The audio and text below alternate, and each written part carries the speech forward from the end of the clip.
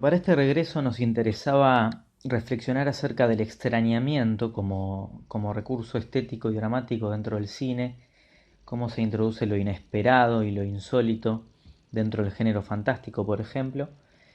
Y para eso buscamos partir de un ejemplo clásico y paradigmático en la historia del cine, que es Los pájaros, película de Hitchcock estrenada en el año 1963, que bueno, la trama está un poco atravesada de manera global por esta introducción del elemento fantástico que genera una suspensión, una tensión o una zona de ambigüedad, vamos a decir, de las coordenadas del mundo real.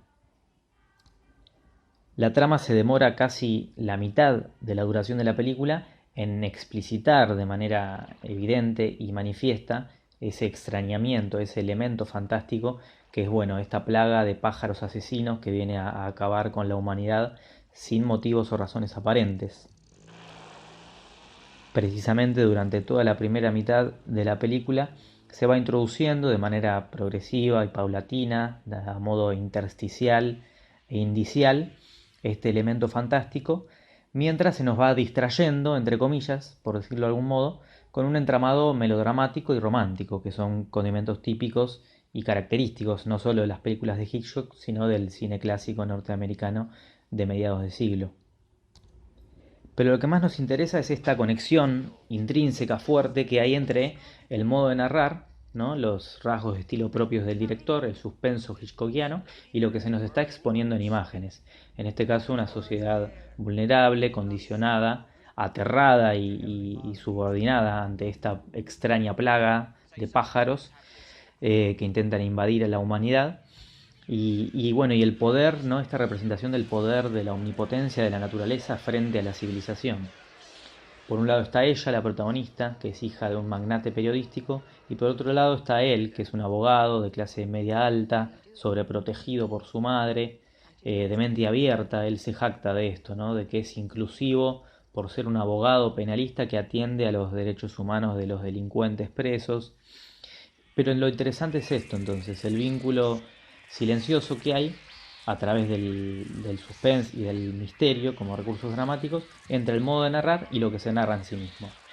Obviamente esto está relacionado con la célebre oposición forma y contenido que caracteriza y define al cine y a las artes en general, que si nos ponemos a pensar no funciona en cuanto a oposición porque ambas se funden en sí mismas. La forma, precisamente lo que estamos analizando, condiciona el sentido de lo que se está narrando. Si esta película está narrada de otro modo, posiblemente nuestra conclusión sea que estamos ante, no sé, un film de cine catástrofe que busca impactar y ya, pero convengamos que en este caso la película apunta decididamente hacia otro lado. Por eso demora tanto en explicitar el elemento fantástico, en sembrar esa ambigüedad, digamos. ¿Cuál es la reflexión final entonces que sintetiza este vínculo intrínseco entre modos de narrar y lo que se narra en sí mismo? Bueno, esta superioridad, esta omnipotencia de la naturaleza frente a la humanidad. Podríamos decir que los pájaros vienen a desnaturalizar lo que está naturalizado, por ejemplo, los modos de vida de esos personajes, imponiendo un nuevo orden natural. Una frase que suena un poco tautológica y compleja, pero que desde ya nos sirve para trazar una analogía con lo que nos está pasando hoy en día como víctimas, vamos a decir, del coronavirus, ¿no? En esta pandemia y en este encierro. Por último, obviamente como todo film clásico tiene una lectura final, ¿no? Admite un mensaje final, podemos decir.